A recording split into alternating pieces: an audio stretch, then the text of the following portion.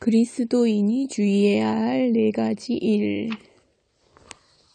성경 마태복음 9장 38절. 그러므로 추수하는 주인에게 청하여 추수할 일꾼들을 보내어 주소서 하라 하시니라.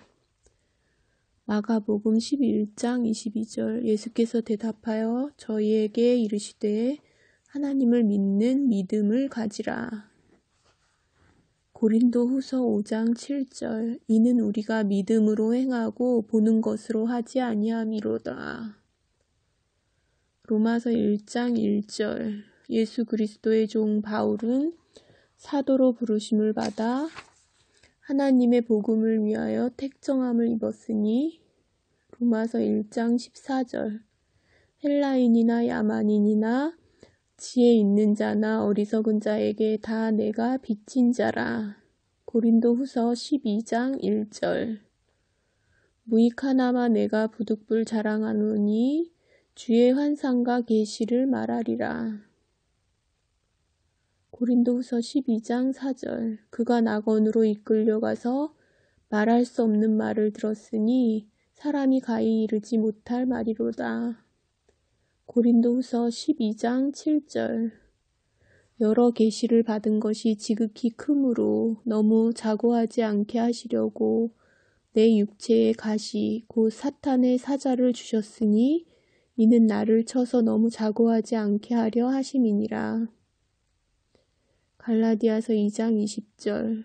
내가 그리스도와 함께 십자가에 못 박혔나니 그런즉 이제는 내가 산 것이 아니요 오직 내 안에 그리스도께서 사신 것이라. 이제 내가 육체 가운데 사는 것은 나를 사랑하사 나를 위하여 자기 몸을 버리신 하나님의 아들을 믿는 믿음 안에서 사는 것이라. 고린도후서 4장 10절. 우리가 항상 예수 죽인 것을 몸에 짊어짐은 예수의 생명도 우리 몸에 나타나게 하려 함이라. 마태복음 13장 9절. 귀 있는 자는 들으라 하시니라. 마태복음 13장 52절. 예수께서 가라사대 그러므로 천국의 제자된 서기관마다 마치 새 것과 옛 것을 그 곳간에서 내어오는 집주인과 같으니라. 호세아 7장 8절. 에브라임이 열방에 혼잡되니 저는 곧 뒤집지 않는 전병이로다. 마태복음 5장 48절. 그러므로 하늘에 계신 너희 아버지의 온전하심과 같이 너희도 온전하라.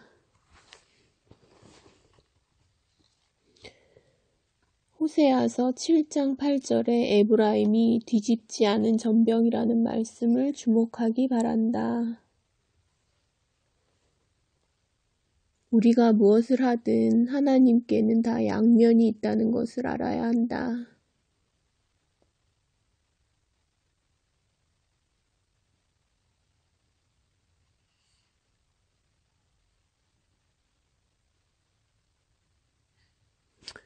하나님께서 우리에게 주신 생활의 원칙이다.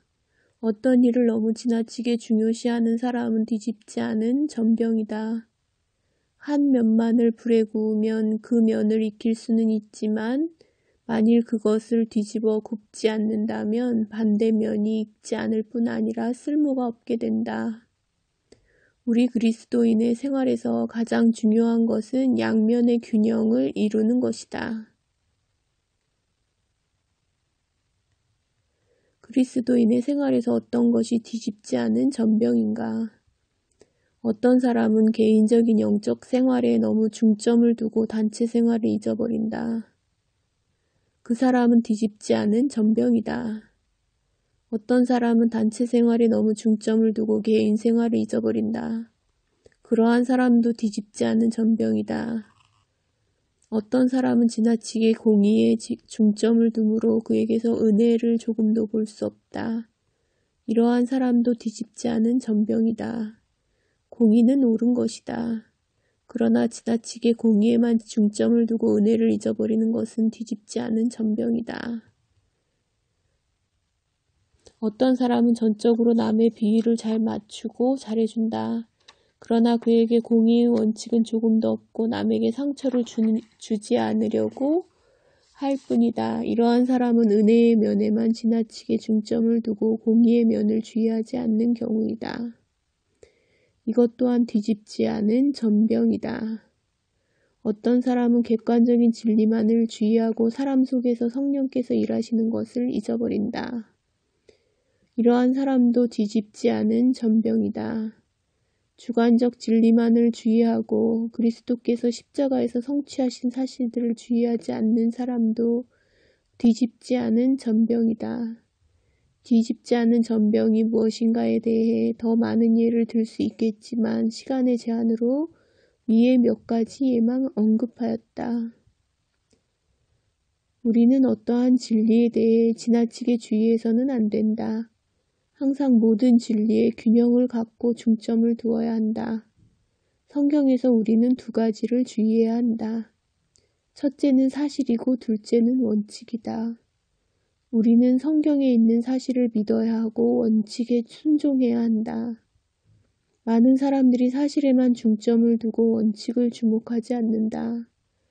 이러한 사람은 한 면만 계속 뒤집지 않은 전병이다. 또 어떤 사람들은 원칙에만 중점을 두고 그리스도가 이룬 사실은 주목하지 않는다. 이러한 사람들도 한 면만 계속 뒤집지 않은 전병이다. 이렇게 한 극단으로 치우치는 것은 그리스도인으로 하여금 이상한 생활을 하게 하며 온전한 경지에 이르지 못하게 한다.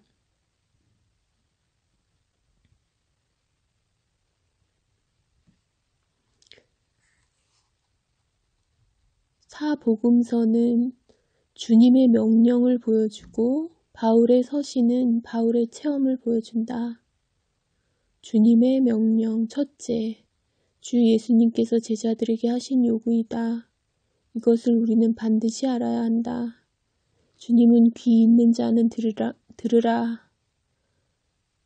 마태복음 13장 9절라고 말씀하시고 천국의 제자된 가르침을 받은 서기관마다 마치 새 것과 옛 것을 그 곳간에서 내어오는 집주인과 같으니라. 마태복음 13장 52절이라고 말씀하셨다.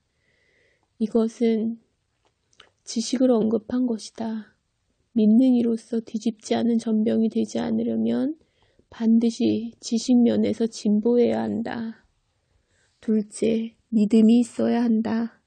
그 이유는 주님께서 저희에게 이르시되 하나님을 믿는 믿음을 가지라. 마가복음 11장 22절이라고 하셨기 때문이다. 셋째, 주님은 추수하는 주인에게 청하여 추수할 일꾼들을 보내어 주소서 하라. 마태복음 9장 38절이라고 말씀하셨다. 이것은 열심이다. 복음 전파에는 반드시 열심이 있어야 한다. 넷째, 주님은 하늘에 계신 너희 아버지의 온전하심과 같이 너희도 온전하라. 마태복음 5장 48절이라고 말씀하셨다. 이것은 생명을 가리킨다. 여기에서는 특별히 사랑을 가리키고 있다. 우리는 다른 면에서는 아버지의 온전함과 같이 온전할 수 없지만 사랑하는 면에서는 아버지의 온전함과 같은 온전함을 추구해야 한다. 주님께서 사마리아를 지나실 때 그들이 받아들이지 않자 야고보와 요한이 이것을 보고 주여 우리가 불을 명하여 하늘로 쫓아 내려 저희를 멸하라 하기를 원하시나이까? 누가복음 9장 54절이라고 말했다.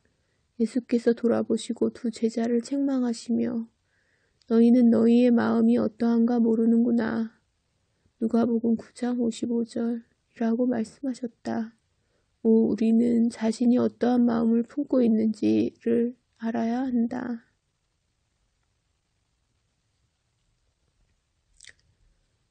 사복음서를 읽어보면 주님의 명령을 이 네 가지로 요약할 수 있다.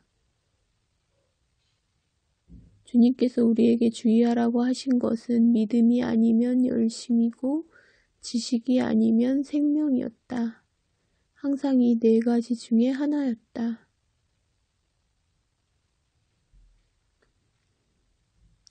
바울의 본. 바울의 지식을 말한다면 하나님까지도 그의 지식이 너무 높을까 두려워하시고 사탄의 사자를 그에게 주어 그를 눌러서 자고하지 못하게 하셨다.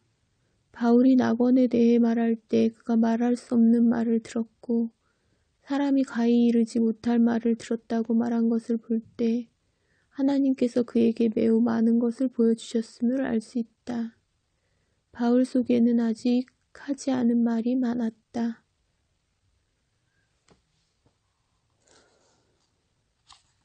여러 계시를 받은 것이 지극히 크므로 고린도후서 12장 7절. 내가 지극히 큰 사도들보다 조금 부족한 것이 조금도 없는 줄 생각하노라. 고린도후서 11장 5절. 믿음을 말할 때 바울은 우리가 믿음으로 행하고 보는 것으로 하지 아니함이로라. 고린도후서 5장 7절이라고 말했다. 그가 에베소에서 야수와 함께 싸울 때 심지어 살 소망까지도 다 끊어졌다. 그러나 그는 죽은 자를 살리신 하나님을 의뢰함으로 유익을 얻었다고 말했다. 그는 이적을 행했고 병도 고쳤고 선지자 노릇도 했고 독사도 두려워하지 않았다.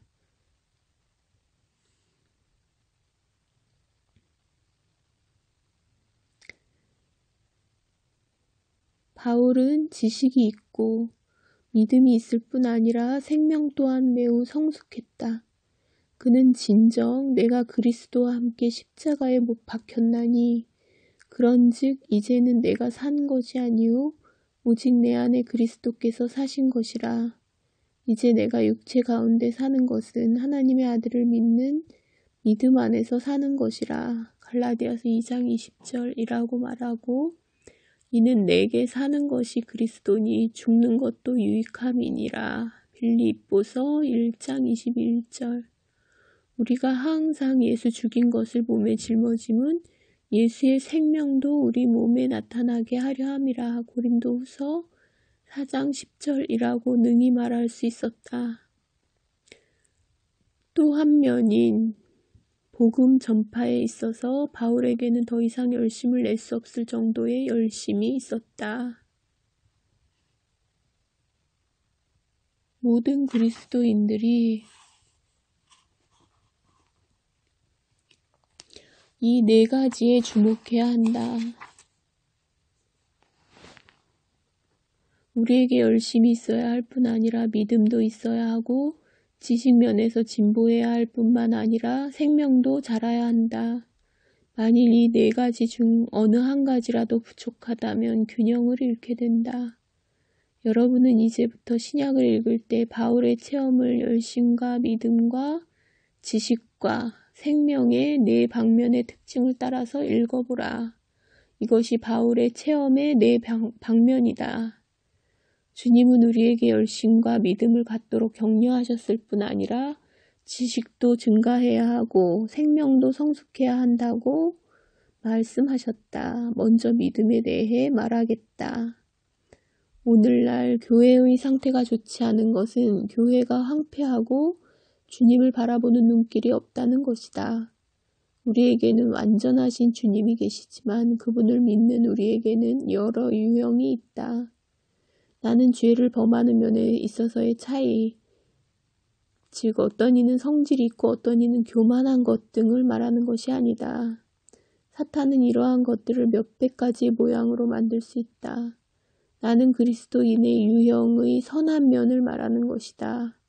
형제 자매들이여, 여러분은 사람들을 접촉할 때 그들에게서 각 사람의 장점을 느끼지 못했는가?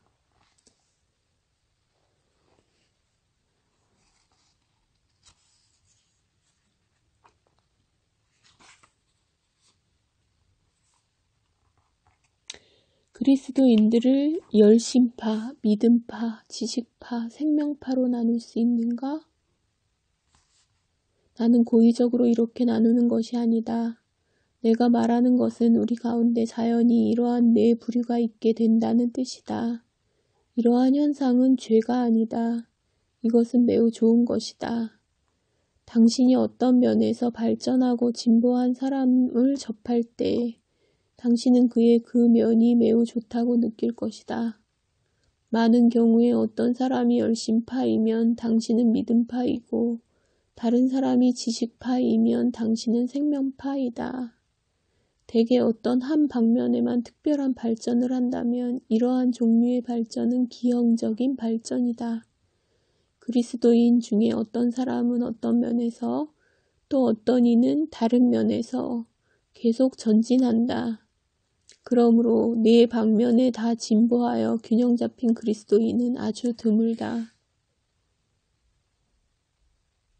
나는 성결파에 속한 사람들이 장점이 있음을 시인한다. 그들은 생명에 주의를 기울인다. 웨슬리 같은 사람은 생명면에서 아름답게 성숙했다. 그들은 하나님을 아는 데 있어서도 절대적이다. 그러나 그들 가운데에서 깊은 성경 지식을 갖고 있는 사람은 별로 찾을 수 없었다.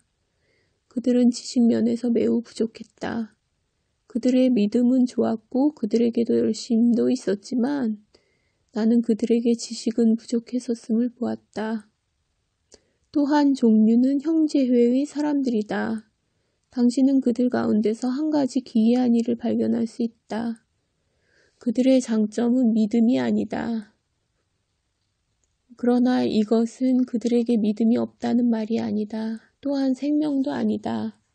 이 말도 그들에게 생명이 없다는 것이 아니다. 또한 열심도 아니다. 왜냐하면 그들이 성경 해설을 말할 때 그들이 하나님께로부터 받은 빛과 계시는 정말 뛰어나기 때문이다. 지식면에서 그들은 정말 특별한 은사를 가졌다. 중국 내지 선교회의 창시자 허드슨 테일러는 참으로 믿음이 있는 사람이었다. 테일러가 처음으로 내지 선교회를 창설했을 때 그가 가지고 있는 돈은 몇 파운드밖에 없었다. 그는 그 돈을 은행에 내지 선교회의 이름으로 저축했다. 이것이 내지 선교회의 시작이었다. 현재 그들에게는 1분에 몇 파운드씩 돈이 들어온다. 최초의 내지에 가서 전도한 사람은 몇 사람뿐이었다. 그가 가지고 있는 돈이 그 몇 사람이 쓰기에도 부족했지만 그는 하나님께 사람을 보내달라고 간구했다. 그는 믿음 면에서 참으로 자람이 있는 사람이고 생명 면에서도 좋은 사람이었다. 그러나 그는 지식 면에서는 그의 믿음처럼 뛰어나지 못했다. 열심 있는 사람의 예는 외국에서나 중국에서나 찾아볼 수 있다. 최초로 중국에서 전도한 모리슨과 같은 사람은 매우 열심 있는 사람이었다. 그러나 그의 다른 면은 그의 열심보다 뛰어나지 못했다. 내가 이러한 예를 여러분 앞에 드는 것은 우리가 한 방면만을 주목하는 것을 하나님께서 원하시지 않는다는 것을 말하기 위해서이다. 우리는 지식이 뛰어난 사람에게서 도움을 받을 수 있다. 그러나 그 사람의 열심이 좋지 않으면 우리에게도 열심이 없어도 상관없다고 생각하지 말아야 한다. 오늘날 믿는 이들 가운데 매우 좋지 않은 모습은 어떤 사람은 지식을 저버리고 어떤 이는 생명을 주의하지 않는 점이다.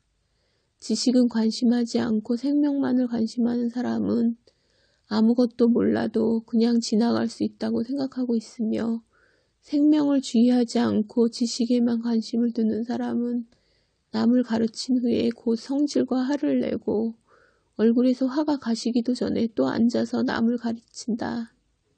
형제들이여, 우리는 다른 사람의 단점만을 주의해서도 안 되고 장점만을 주의해서도 안 된다. 생명이 올바르지 못할지라도 지식이 뛰어날 수 있고 열심은 좀 부족할지라도 믿음은 약하지 않고 생명은 좋지만 남에게 복음을 전하지 않을 수 있다. 믿음이 강한 사람이 있으면 믿음 면에서 그를 따르고 지식이 뛰어난 사람이 있으면 지식 면에서 그를 따르며 생명이 풍성한 사람이 있으면 생명 면에서 그를 따르고 열심 있는 사람이 있으면 열심 있는 면에서 그를 따라야 한다. 만일 당신이 균형 잡힌 그리스도인이 되려면 이 네 방면에 대한 추구가 있어야 한다. 믿음은 우리로 하나님의 능력을 얻게 하고 지식은 하나님의 일을 깨닫게 한다. 생명은 하나님의 사랑과 빛을 우리 몸에서 나타나게 하고, 열심은 하나님을 사람에게 전하여 사람으로 하나님의 구원을 얻게 한다. 우리는 기회에 있을 때마다 전도지를 뿌리고 동료와 가족과 자녀들에게 간증해야 한다. 만일 우리가 이 네 방면 중 한 방면만을 주의한다면 그것은 뒤집지 않은 전병이다. 또 다른 면에서 하나님의 응답을 받는 기도를 하는 사람이 되어야 한다. 어떤 성도는 기도는 어린아이가 할 일이요 장성한 사람은 간구할 필요가 없다고 말했다. 이것은 우스운 말이다. 또한 우리의 기도는 하나님의 응답을 받는 기도에서 하나님의 응답이 불필요한 기도로, 하나님께서 듣는 기도에서 듣지 않는 기도로 진보해야 한다고 말했다. 이러한 말을 하는 사람 믿음이 부족하다. 만일 기도에도 전혀 하나님의 응답을 받지 않는 그리스도인이 있다면 그를 체험 있는 사람이라고 말할 수 없다. 그리스도인은 반드시 기도에 하나님의 응답을 받은 체험이 있어야 한다. 믿음이 부족해서는 안 된다. 교회 가운데 지식 있는 사람이 적지 않고 열심 있는 사람도 적지 않으며 생명이 자란 사람도 적지 않다. 그러나 가장 부족한 것은 믿음이 있는 사람이다. 다른 세 방면에서는 자람이 있는 사람을 많이 찾을 수 있다. 그러나 믿음 면에서 자람이 있는 사람은 그리 많이 찾을 수 없다. 어떤 면으로는 지식도 꼭 필요하고 중요하다. 지식도 이 네 방면에서 상당한 지위를 갖는다. 만일 그리스도인이 성경의 중요한 진리를 모르거나 하나님의 역사하시는 원칙과 성경의 개요를 모른다면 각종 이론을 다 받게 될 것이다.